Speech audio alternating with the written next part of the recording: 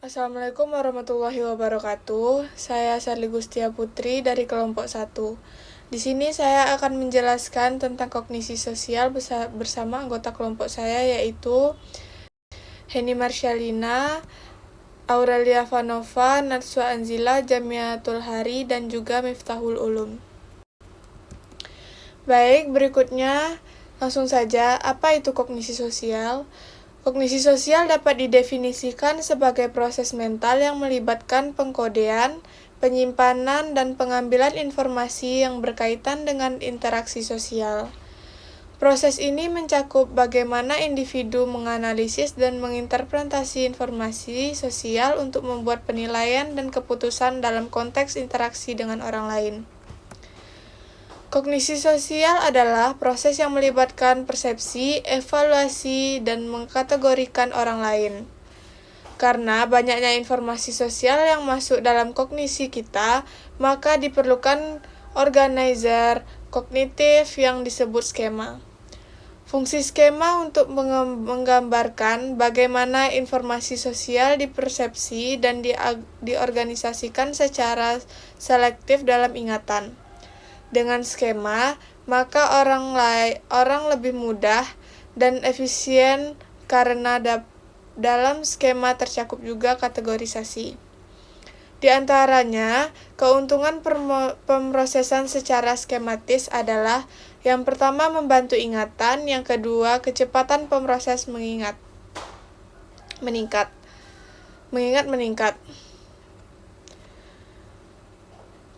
Persepsi atribusi dan kognisi sosial membantu mengisi informasi yang tercecer, juga memberikan harapan normatif mengenai apa yang akan terjadi.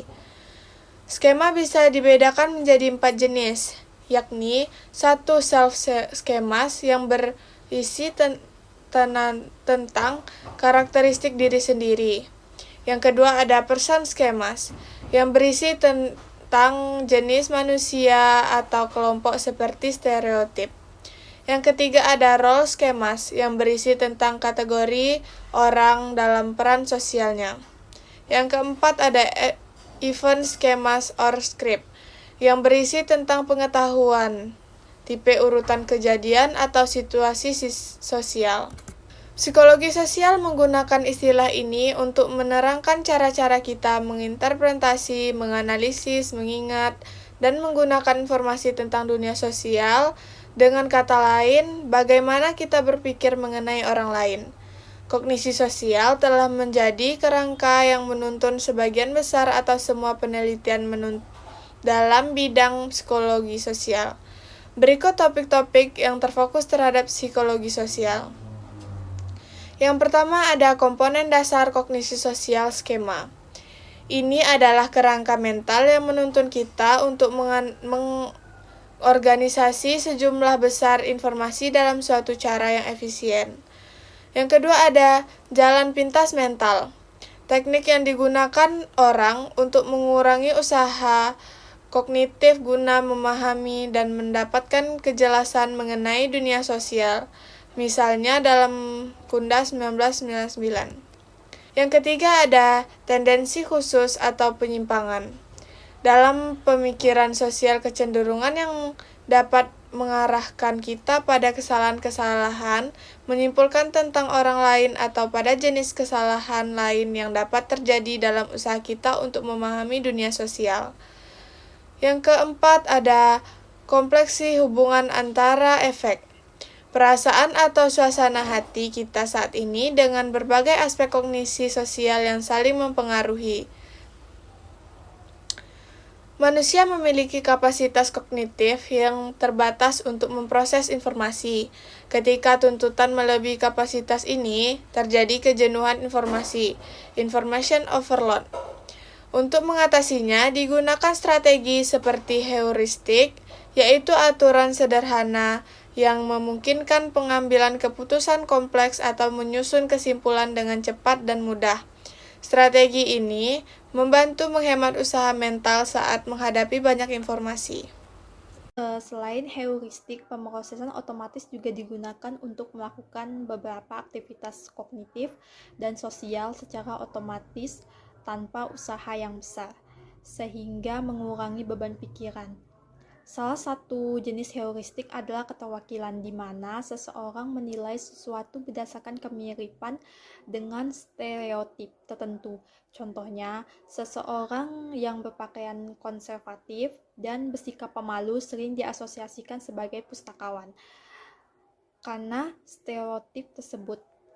Kedua strategi ini membantu manusia menghadapi dunia sosial yang kompleks dan lebih efisien. Yang selanjutnya ada heuristik keterwakilan, adalah strategi membuat penilaian berdasarkan sejauh mana seseorang atau sesuatu mirip dengan ciri khas kelompok atau kategori tertentu. Penilaian ini seringkali betul dikarenakan keanggotaan dalam kelompok tertentu mempengaruhi perilaku atau gaya kelompoknya. Namun, heuristik ini dapat salah jika mengabaikan data yang besar, yaitu frekuensi kemunculan kelompok atau kategori tersebut di dalam populasi. Misalnya, seseorang terlihat lebih pustakawan, probabilitasnya lebih besar ia adalah seorang manajer karena jumlah manajer lebih banyak. Selanjutnya ada heuristik ketersediaan, adalah strategi membuat keputusan berdasarkan seberapa mudah suatu informasi muncul dalam pikiran. Semakin mudah informasi tersebut muncul, semakin besar pengaruhnya kepada keputusan. Heuristik ini masuk akal dikarenakan informasi yang mudah diingat dan dianggap penting, tetapi bisa menyesatkan. Contohnya, seseorang melebih-lebihkan kemungkinan peristiwa dramatis yang jarang terjadi. Contohnya kecelakaan pesawat, meskipun kecelakaan mobil lebih sering terjadi. Di dalam evaluasi kinerja, peristiwa ekstrim atau tidak biasa lebih mudah diingat dibanding perilaku sehari-hari, sehingga dapat mendistorsi penilaian terhadap seseorang. Sebagaimana yang telah dibahas berulang kali, dilema utama yang kita hadapi dalam kognisi sosial adalah kapasitas kita untuk mengolah informasi, termasuk informasi sosial. Terbatas, namun kehidupan sehari-hari kita dipenuhi oleh sejumlah besar informasi yang kita tuntut berurusan dengan seluruh informasi itu secara efektif dan efisien. Sebagaimana telah kita lihat, heuristik ini merupakan salah satu cara untuk mengatasi masalah ini. Cara lain adalah melalui pemrosesan otomatis. Hal tersebut dapat terjadi setelah pengalaman berulang-ulang dengan tugas atau pemaparan jenis informasi tertentu. Kita akan mencapai suatu proses di mana kita dapat melakukan tugas atau memproses informasi yang tampaknya tidak membutuhkan usaha atau secara otomatis dan tidak disadari. Optimisme dan bias perencanaan. Optimisme yang tidak realistis banyak cenderung terlalu optimis mengenai kemampuan mereka untuk menyelesaikan tugas tepat waktu, yang dikenal sebagai bias optimisme. Bias ini menyebabkan individu mengabaikan potensi hambatan yang mungkin muncul. Bias perencanaan, yaitu seseorang seringkali meremehkan waktu yang dibutuhkan untuk menyelesaikan sebuah tugas karena fokus pada apa yang akan dilakukan tanpa mempertimbangkan pengalaman sebelumnya atau hambatan yang seringkali muncul. Optimis dan bias perencanaan, yaitu yang pertama aturan optimisme. Walaupun optimisme biasanya dianggap menguntungkan, adalah pengecualian penting ketika individu menghadapi situasi dengan konsekuensi besar mereka sendiri dan mempersiapkan diri untuk kemungkinan terburuk. Yang kedua yaitu disebut dengan penelitian studi, menunjukkan bahwa individu lebih realistis dengan cenderung meningkatkan kewaspadaan mereka ketika menghadapi situasi yang membutuhkan persiapan ekstra seperti pendaftaran di kampus. Optimisme dan bias perencanaan. Poinnya ada 3. Yang pertama itu, bias optimisme membuat orang seringkali salah memperkirakan waktu penyelesaian tugas. Yang keduanya itu, dalam situasi penting, orang lebih realistis dan bersiap menghadapi kemungkinan terburuk. Yang ketiganya itu, persiapan menghadapi hal yang dapat meningkatkan efektivitas dan mengurangi risiko kesalahan.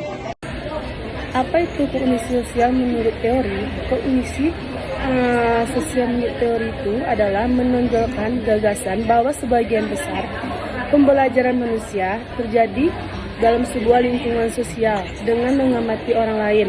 Kemudian mereka bertindak sesuai dengan keyakinan tentang kemampuan mereka dan hasil yang diharapkan dari tindakan mereka. Pentingnya kognisi sosial dalam psikologi. Berikutnya, beberapa alasan mengapa kognisi sosial begitu penting dalam psikologi. Yang pertama yaitu membantu pemahaman manusia, membantu menjelaskan bagaimana individu belajar dan beradaptasi berperilaku melalui observasi dalam modal orang lain. Baik, saya akan menjelaskan pentingnya kognisi sosial dalam psikologi. Yang kedua, itu ada mengembangkan identitas diri. Individu membangun gambaran tentang diri mereka sendiri melalui pengalaman interaksi sosial dan pengaruh dari orang-orang di sekitar mereka. Yang ketiga, itu ada regulasi emosi dan motivasi. Melalui proses pemodelan dan pengaruh sosial, individu dapat belajar mengatasi rasa takut, kecemasan, atau kebingungan dalam berbagai situasi. Selanjutnya, yang keempat, interaksi sosial yang efektif. Interaksi sosial yang efektif memungkinkan individu untuk mempraktikkan keterampilan sosial, mendapat umpan balik, dan menginternalisasi norma-norma sosial. Yang kelima, itu ada mempengaruhi persepsi dan penilaian. Kognisi sosial juga mempengaruhi cara kita mempersepsikan dan menilai orang lain dan situasi sosial. Informasi sosial diproses dan digunakan untuk membentuk kesan dan evaluasi terhadap individu atau grup. Baik, selanjutnya saya akan menjelaskan proses kognisi sosial. Nah, proses kognisi sosial sendiri terdiri dari beberapa tahapan. Nah, tahapan yang pertama yaitu perhatian. Proses pertama dalam kognisi sosial adalah perhatian, di mana individu mulai mengamati kejadian atau gejala sosial di sekitarnya. Dalam tahap ini, skema berfungsi sebagai penyaring informasi, memungkinkan individu untuk memilih informasi yang dianggap penting untuk disimpan di dalam ingatannya. Nah, yang kedua ada pengkodean. Setelah memberikan perhatian, individu akan menyimpan informasi tersebut ke dalam otak melalui proses pengkodean. Informasi yang disimpan merupakan hasil dari apa yang telah diperhatikan sebelumnya dan memungkinkan individu untuk mengingat kejadian tersebut di masa depan. Nah, yang ketiga itu ada mengambil kembali. Tahap selanjutnya adalah pengambilan kembali ingatan atau retrieval, di mana individu mengingat kembali informasi yang telah disimpan sebelumnya. Dalam proses ini, individu cenderung membandingkan informasi yang baru dialami dengan pengalaman sebelumnya untuk menemukan kesamaan. Selanjutnya ada peran skema dalam kognisi sosial. Peran skema sendiri itu terbagi 3. Yang pertama ada skema pengetahuan, informasi tentang orang lain atau diri sendiri. Nah, yang kedua itu ada skema peran sosial, gambaran tentang peran tertentu di dalam masyarakat, contohnya peran dosen dan peran dokter. Nah, yang ketiga itu ada skema peristiwa khusus, memori tentang kejadian tertentu seperti pemilihan umum atau peristiwa bersejarah. Nah, selanjutnya itu ada faktor-faktor yang mempengaruhi kognisi sosial. Nah, kognisi sosial tidak bebas dari gangguan. Ada beberapa faktor yang dapat menyebabkan kesalahan dalam proses ini. Salah satunya adalah bias negativitas, yaitu kecenderungan untuk lebih memperhatikan informasi negatif dibandingkan informasi positif. Selanjutnya yaitu penggunaan heuristik dalam pengambilan keputusan. Penggunaan heuristik dalam pengambilan keputusan adalah pendekatan yang sering digunakan individu untuk menyederhanakan proses pengambilan keputusan, terutama dalam situasi yang kompleks atau ketika waktu dalam informasi terbatas.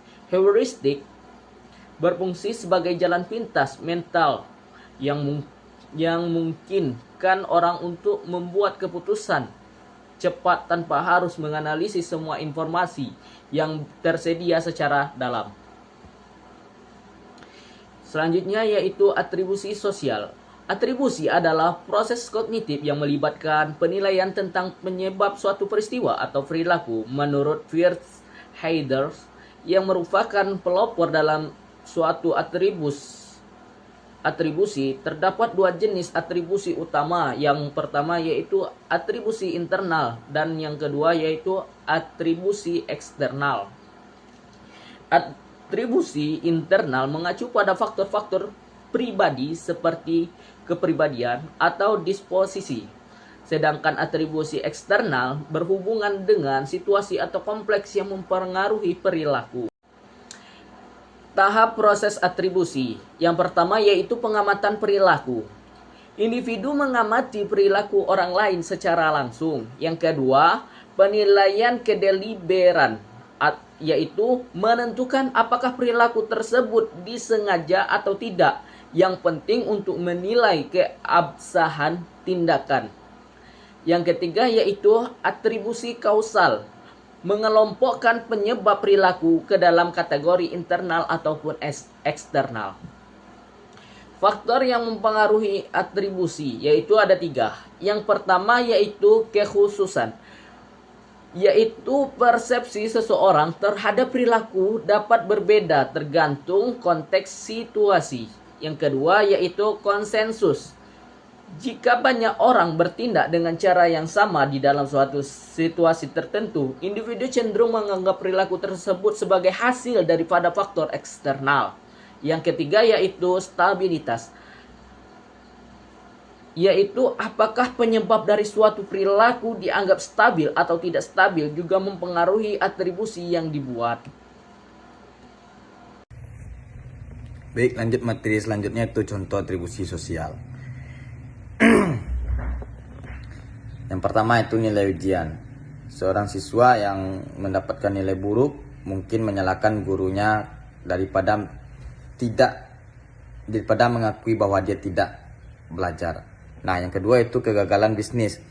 Jika seorang teman mengalami kegagalan dalam bisnis, kita bisa mengaitkannya dengan kurangnya kemampuan pribadi atau kondisi ekonomi yang buruk. Nah, selanjutnya itu tahapan perkembangan kognisi sosial menurut Selman. Tahap yang pertama itu tahap 0. Sudut pandang egosentris yang tentang usia dari usia 3 sampai 6 tahun. Nah, pada tahap ini anak-anak tidak dapat membedakan antara perspektif maka mereka sendiri dengan orang lain. Nah, yang kedua itu tahap 1, sudut pandang subjektif tentang usia 6 sampai 8 tahun. Nah, anak mulai menyadari bahwa setiap individu memiliki kehidupan psikologis yang unik.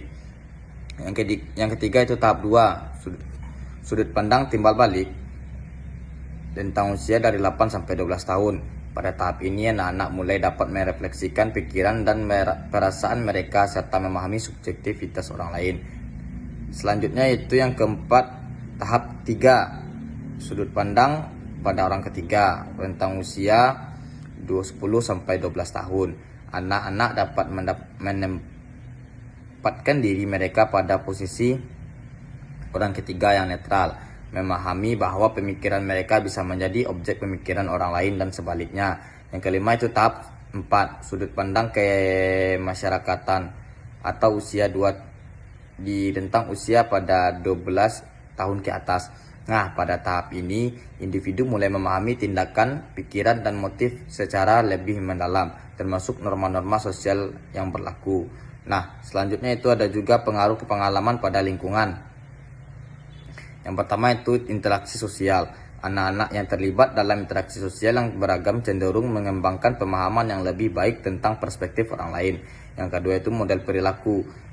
Anak-anak seringkali meniru perilaku orang dewasa di sekitar mereka jika mereka melihat contoh positif dalam berinteraksi dengan orang lain, seperti empati dan pengertian, mereka lebih mungkin untuk menginternalisasi nilai-nilai tersebut.